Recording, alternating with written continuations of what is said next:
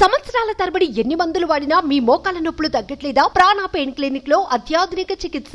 AP రాజకీయాల్లో మరో కీలక పరిణామం చోటు చేసుకుంది. వైసీపీ ఫైర్ బ్రాండ్ మాజీ మంత్రి జోగి రమేష్ కుమారుణ్ణి ఏసీబీ అధికారులు అరెస్టు చేశారు. సిఐడి స్వాధీనంలో ఉన్న అగ్రిగోల్డ్ భూములను జోగి కుటుంబ సభ్యులు కబ్జా చేశారనే ఆరోపణల నేపథ్యంలో ఈ రోజు ఉదయం 5 గంటల నుంచి ఇబ్రహీంపట్నంలో జోగి రమేష్ నివాసంలో సోదాలు చేపట్టిన ఏసీబీ జోగి రమేష్ ను అదుపులోకి తీసుకున్నట్లుగా తెలుస్తోంది. ఇంటిని మొత్తం తమ ఆధీనంలోకి తీసుకుని 15 మంది అధికారులు రమేష్ ఇంటిని జల్లెడ పట్టారు. సోదాల్లో పలు రికార్డులు, డాక్యుమెంట్లను కూడా వారు పరిశీలించినట్లుగా తెలుస్తోంది. అనంతరం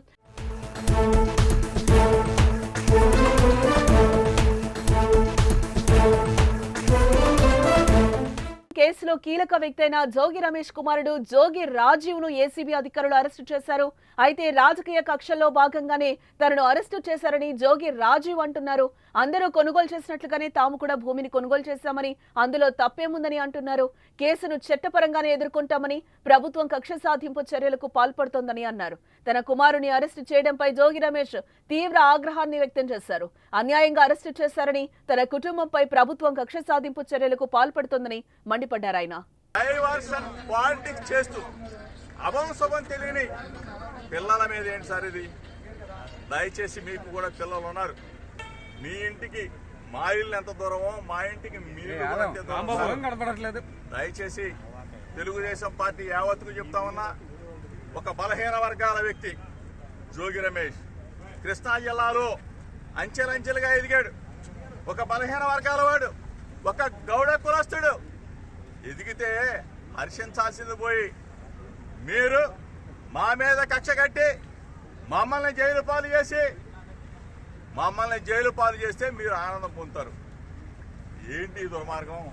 నిజంగా తప్పు చేసుంటే, నిజంగా మా కుమారుడు తప్పు చేసుంటే శిక్షించిన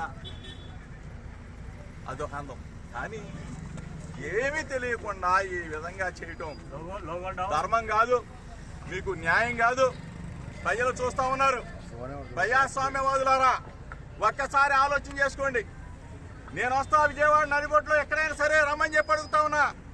ఎన్టీఆర్ జిల్లా అంబాపురం గ్రామంలో ఆర్ఎస్ నెంబర్ 69/2 రీసర్వే నెంబర్ 87లో 87లో అగ్రిగోల్డ్ కు చెందిన సుమారు 2300 గజాల భూమి ఫ్లాట్ల రూపంలో ఉంది.